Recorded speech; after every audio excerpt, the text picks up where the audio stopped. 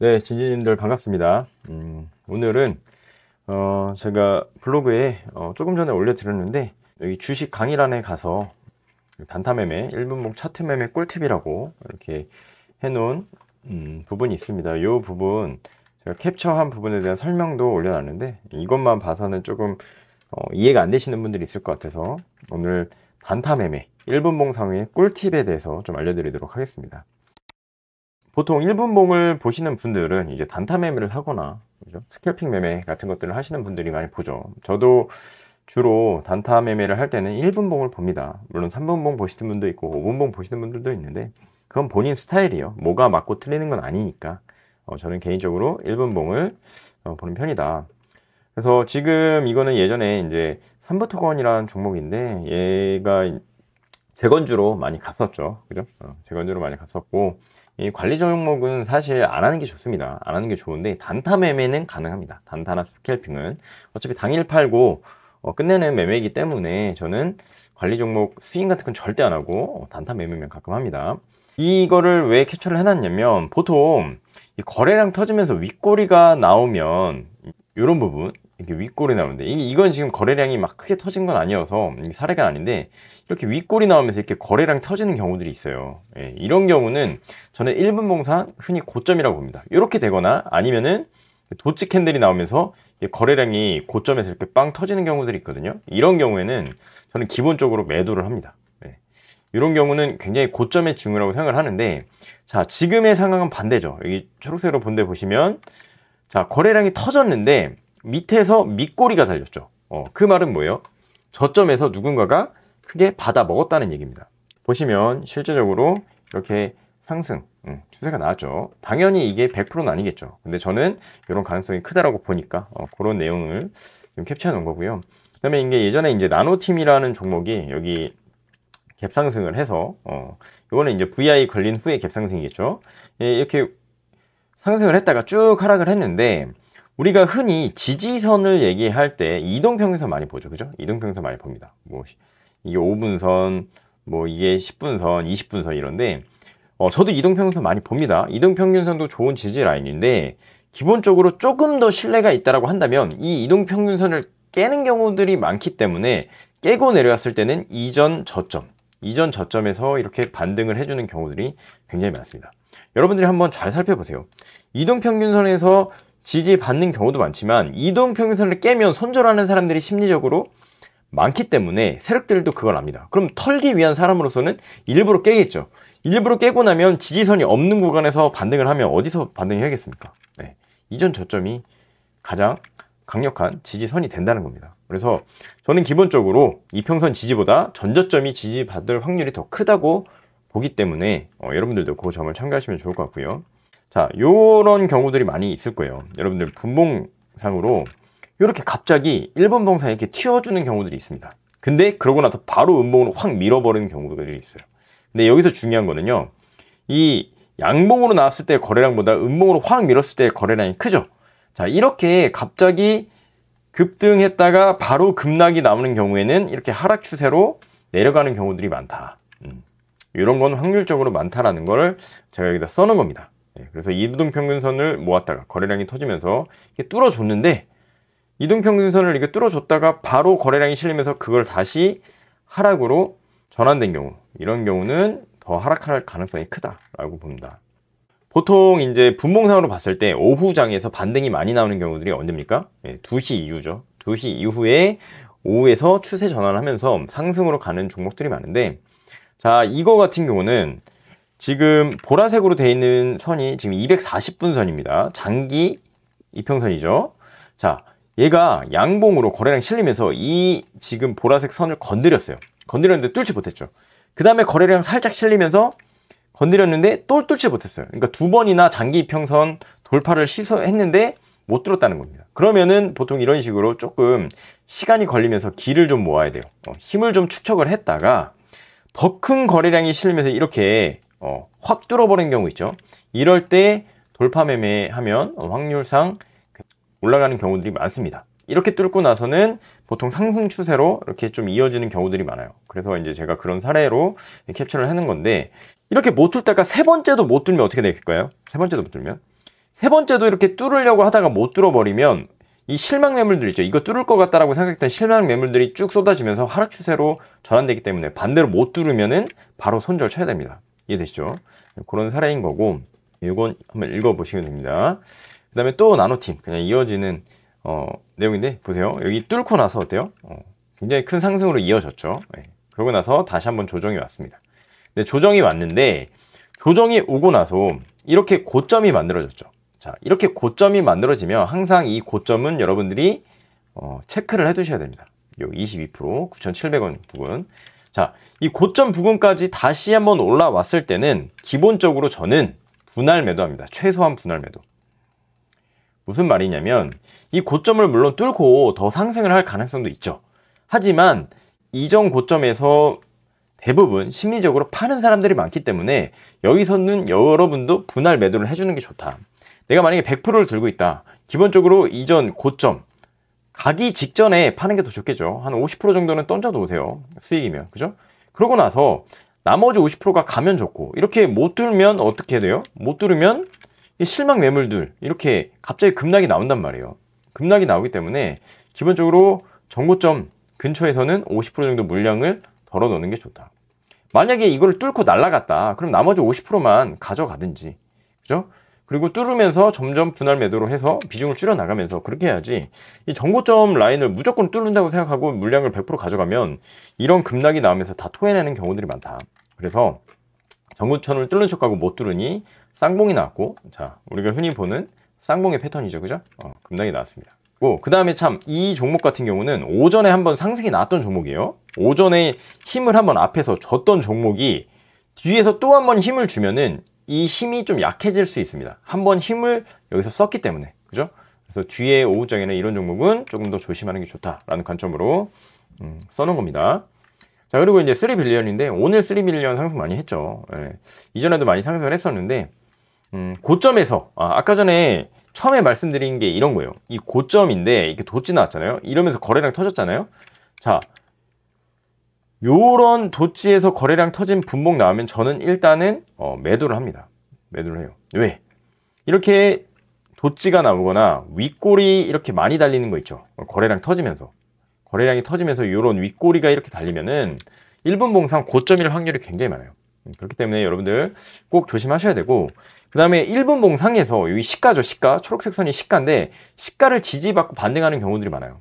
근데 반등을 하더라도 한번 이 고점 있죠. 여기 고점에 반등이 나왔을 때 이 절반 정도까지만 저는 기본적으로 반등이 나온다고 생각을 합니다. 그래서 이 절반 정도까지 반등이 나오면, 지금 이것 때문에 여기 잘렸는데 요 정도까지밖에 못 갔거든요. 이것도. 그래서 요 반 정도 반등이 나왔을 때는 무조건 매도를 하는 게 좋고, 시가를 지금 2번 지지받았죠. 2번 지지받았는데 계속해서 건드리다 보면 시가 지지도 약해지겠죠. 세 번째는 어떻게 해요? 뚫고 내려갑니다.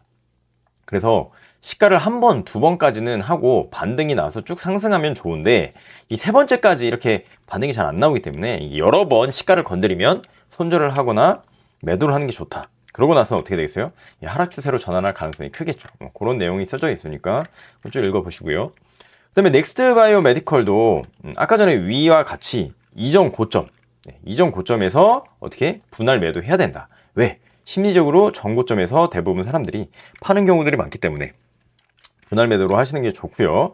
그 다음에 이 종목은 하락을 하다가 장 막판에 돌려주는 모습을 보여주고 있죠. 자, 그러니까 이거는 종가 베팅의 관점입니다. 자, 얘가 오전에 이렇게 쭉 상승을 했어요. 그러다가 하락을 하면서 갑자기 장 막판에 이렇게 들어 올리면서 지금 보면은 끝났거든요. 장 막판에 이렇게 살짝 들어 올리면서 끝났는데, 이거는 이제 종가 베팅의 관점이죠. 이게 시외에도 상승하면서 이 갭을 이렇게 띄었어요. 그죠? 그러면서 상승. 그러니까 우리가 차트를 볼 때 그날의 차트만 보시지 말고 가끔씩 이렇게 분봉을 이어서 보세요. 이렇게 내려왔다가 장 막판에 들어 올렸죠? 이 추세가 어떻게 됐어요? 그대로 다음날까지 이어져서 상승으로 왔다. 그래서 다음 종가에 돌려주는 추세가 시외와 다음날까지 연결되는 사례다. 이런 경우들이 있으니까 여러분들이 분봉을, 흐름을 다음날까지 이어서 보시는 것들도 많이 해보시면 도움이 많이 되실 겁니다. 자, 그리고 장 초반에 이렇게 시가를 돌파하는 크게 상승하는 종목들이 많죠. 이렇게 장 초반에 이 시가에서 하락하는 척 하다가 요거를 다시 뚫어줄 때 시가를 뚫어주고 나서 이렇게 상승하는 종목들이 많습니다. 그죠? 상승해서 쭉 가면 좋은데 다시 내려오죠. 이렇게 다시 내려와서 여러 번 건드려주면 이게 또 시가를 뚫고 쭉 내려갈 수가 있어요. 그러니까 항상 시가를 기준점으로 보시고 장초에 이렇게 시가 뚫어주는 종목들은 굉장히 상승이 잘 나온다라는 거 보시라고 보면 되고, 참 요거 저 같은 경우는 분봉상으로 조정을 받을 때 지금 이 파란색 선이 120분선이거든요. 120분선. 이 120분선을 굉장히 중요하게 봅니다. 그래서 조정을 봤는데 이게 지금 시가 부근인데 120분선이 여기 올라왔잖아요. 저는 이런 120분선이 올라오면은 얘를 건드리면 이 종목은 잘 안 봅니다. 이게 마지막 지지선이에요. 저한테는. 요거를 지지받고 여기서 반등을 해주면 보는데 이거를 건드리면 대부분 120분선을 깨고 내려가는 경우가 많아요. 그러면 120분선 밑에서 이렇게 놀다가 120분선을 다시 뚫고 올라왔을 때 요때 봅니다. 그래서 저는 120분선을 건드려주는 종목 잘 안 보고요. 건드리면 보통 깨고 내려간다. 그리고 120분선 위로 올라왔을 때부터 다시 그 종목을 보기 시작한다는 점. 여러분들 한번 잘 보세요. 이 120분선. 자, 그 다음에 RF 시스템즈라는 종목인데 이것도 앞에서와 마찬가지인 그런 관점이에요. 자, 보시면 앞에 이렇게 저점이 생겼죠. 상승하는 척 하다가 다시 지지를 받는데 이전 저점에서 지지받는 가능성이 크다. 그래서 이 갈색선 이거 보이시죠? 여기 이전 저점. 근데 이전 저점인데 이동평균선, 이 지금 120분선 이동평균선까지 겹쳐 있잖아요. 이런 자리면 지지가 될 확률이 더 높다라고 볼 수 있겠죠. 이전 저점인데 이동평균선까지 올라오면서 같이 만났다. 그럼 확률상 지지가 될 확률이 더 높다라고 본다. 참고하셨으면 좋겠고요. 그 다음에 이제 자람 테크놀로지라는 종목인데 이 분봉상으로도 저는 추세선을 계속 긋거든요. 추세선을 계속 긋는데 요거는 지금 이렇게 하락 추세선을 꺼놨는데 요거는 한 요때쯤 하락 추세선을 만약에 뚫고 올라가지 않으면 얘는 여기서 맞고 이렇게 떨어질 거라고 생각하고 그어 놓은 거고요. 얘가 다시 반등을 했어요. 반등을 해서 이렇게 상승 추세가 됐죠. 상승 추세가 돼서 저점을 이렇게 높이면서 상승 추세가 됐는데 요거를 계속 지지받고 상승을 하면 할 수 있는데 얘를 지금 상승 추세를 깨고 내려갔죠. 그럼 어떻게 돼요? 이렇게 하락 추세로 다시 전환될 수가 있다는 거예요. 그래서 분봉상으로도 여러분들이 추세선을 계속 그어보면서 어디서 얘가 지지받고 돌려주는지 이런 것들을 계속해서 추세선을 꺼보면서 보시는 게 굉장히 좋습니다. 뒤에서 또 설명해 드릴 거예요. 그 다음에 이게 크라우드웍스라는 종목은 호가가 굉장히 얇은 종목들인데 이런 종목들은 잘 안 하는 게 좋은 이유가, 자 보세요. 앞에서 나온 사례 이렇게 윗골이 달리면서 거래량 터졌죠. 이런 데가 고점이라고 했죠. 그런 사례니까 이럴 때는 항상 매도를 해야 된다. 그 다음에 이렇게 호가가 얇은 종목 정고점에서 이렇게 또 못 들어주니까 바로 급락 나오죠. 그죠? 이렇게 급락 나오는 사례들이 많아요.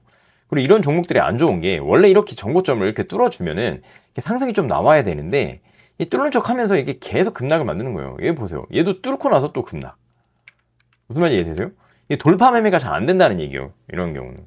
특히 시황까지 안 맞춰주면 호가가 얇은 종목들 이런 페이크 정고점을 뚫어주는 척 하면서 이렇게 급락이 나와버리니까 여기서 물리는 사람들이 굉장히 많다고요. 이런 거 조심하시라고. 호가가 얇은 종목들은 고점 높고 급락이 잘 나옵니다. 제가 이렇게 해놓은 겁니다.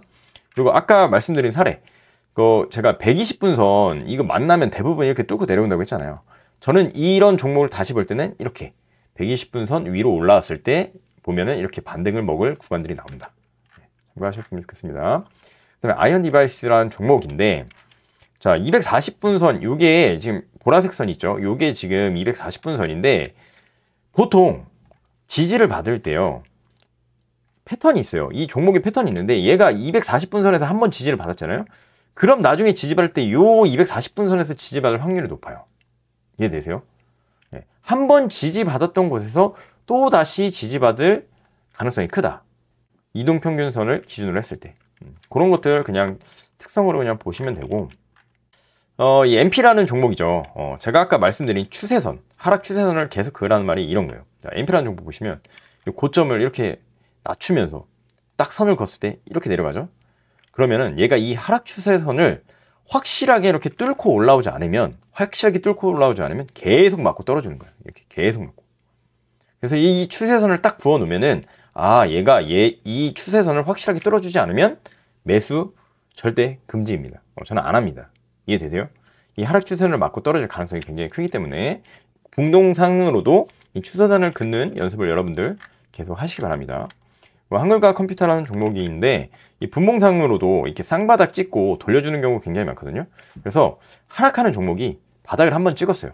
2번 찍었어요. 3번 찍어주면 신뢰도가 더 높아지겠죠. 근데 이렇게 쌍봉이나 뭐 쓰리바닥 이렇게 찍어주고 돌려주는 경우들이 많으니까 이런 것들 보시라고 제가 말씀드립니다. 그래서 이렇게 1분 봉상 여러분들이 보시면 좋을 패턴들을 제가 매매 꿀팁을 말씀드렸으니까 단타만 밑에 적용해 보시면 정말 도움이 많이 되실 겁니다. 그리고 제가 말씀드린 관점대로 한번 차트들을 한번 살펴보세요.